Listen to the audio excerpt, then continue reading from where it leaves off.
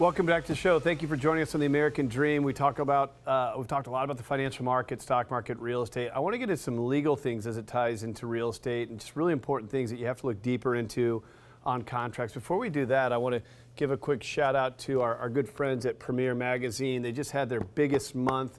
We did an interview with them on the May issue, where I talk about the luxury real estate market. It's towards the back of the magazine. I got pushed to the back, but that's because they have so much other great stuff going on. It's really the best magazine as far as highlighting amazing agents, but also what's happening in the market and giving you real data and analyses and graphs and charts. Really cool stuff. So make sure you grab a copy. And by the way, if you want to get a free copy of it, you want to get a subscription of it, you can visit us at AmericanDreamElite.com, and I can get you all dialed in. Speaking of luxury real estate, this gal is a specialist on high-end properties. She's out of North County. Always good to have her on the show. Linda Moore, good to have you. And also Pete Selecki, a real estate attorney. Good to have you on the show again as well. Yes, thank you. All right, so how is the market? How's North County? Well, it depends on your perspective, Craig, whether you're a buyer or a seller. For buyers right now, it's pretty frustrating.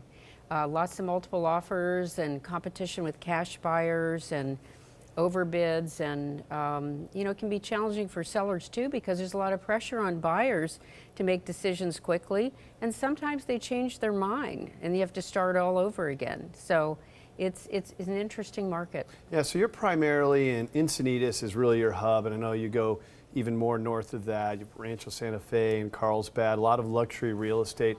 How are things happening in that market? Well, I sell anywhere predominantly in North County coastal. Yeah. And bread and butter listings, I just put one on the market today that's $339. So all Wow. different price Yeah. ranges, really.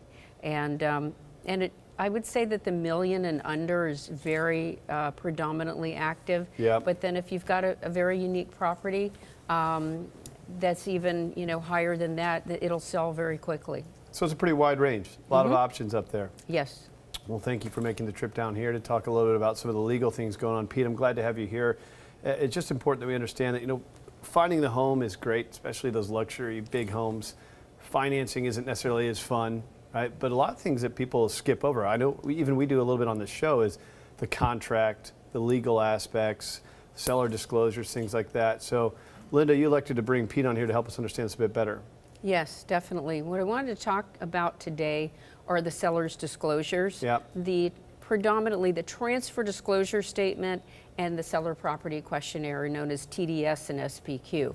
And one of the things that I think that is really important, and this is a huge challenge in the business, is when I'm representing a buyer, the seller hasn't been properly counseled on filling those out. And when I take a listing, I sit with them, or if they're not available, I do it on the phone, explain what each question means, what the intent is, and it's very important that the seller describe the property to the best of their ability and recollection. Maybe make some notes ahead of time, because many people own the property a long time and don't remember, and to talk about what was done, when it was done, how it was done, and to give some detail about the disclosures. So from the legal perspective, what are some of the things that you see? What do people need to know? California law is the most strict in the country with regard to seller disclosure requirements. The legal standard is that they must disclose anything that might reasonably affect the value or desirability of the property. So sellers don't want to do that. Right. They believe improperly that if they tell the truth about their property, then people won't buy it. The fact is, they will buy it. The only people who won't buy are the people you don't want to buy. Yeah. Because they will find out whatever the problem is, and after the close of escrow, there's no way to handle the problem except to go back after the seller. The overwhelming majority of lawsuits dealing with closed transactions are failure to disclose. You didn't tell me about the fill in the blank. So it's incumbent upon the agent to help the seller understand why they must disclose, and that they're not going to harm themselves by disclosing, because they're not going to lose anybody they don't want to lose. So what are some of the things they have to disclose? I mean, Well, I know, like, for example, if someone passed away in the home, there's a disclosure for that. There's correct? actually a statute that deals with a death within 3 years must be disclosed. Outside of 3 years? Outside of 3 years, look, if it's me selling my home and someone died in 1902, I'm going to tell them. And you know why? Because nobody cares. I look at it this And that's way. an old home. I'd be more concerned about the structure of the home than I would be the guy dying in it. Well, my office is in an old Victorian from 1897, so I understand that.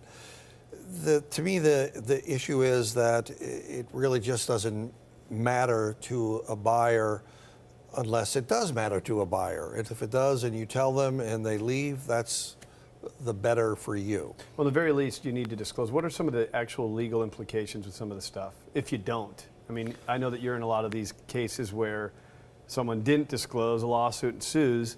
So what happens? You have to give the house back? I mean, well, no, there's a millions of dollars? mandatory mediation requirement that the parties must participate in mediation, the principals.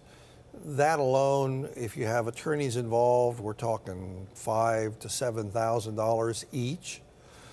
There's also a provision in the contract that requires the loser to pay the winner's attorney's fees.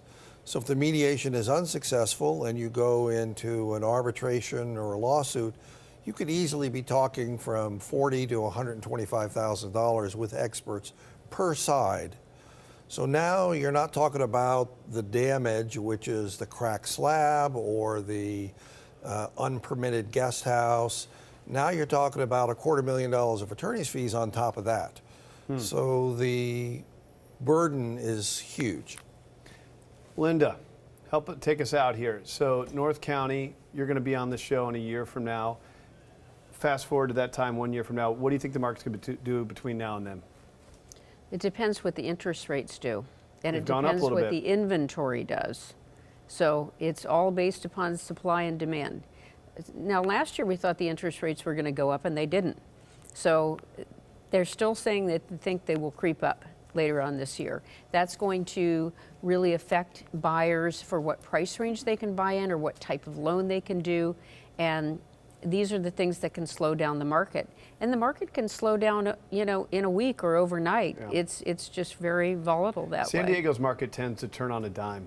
You know, I mean, interest rates actually have climbed a little bit. I think that's actually helped get more people moving and off the fence. But as inventory's gone up, it seems like it's being absorbed. But not only does it depend on inventory and interest rates, it depends on the market, micro market. I mean, you're Encinitas and up, so that's going to be different advice when we talk about downtown or East County. So I encourage you to connect with Linda Moore if you are looking in that area, and certainly on the legal end of things. Pete Selecki, it's always good to have you in here. It's important, right? We're talking about hundreds of thousands, not millions of dollars. That does involve earnest deposit, contracts, potential lawsuits. It's important to understand this stuff. I hope people visit you online at lindasellsmore.com. Coming up here, there it is, lindasellsmore.com. Connect with Linda. Thanks for coming on. Pete, always good to see you. All right, coming up next.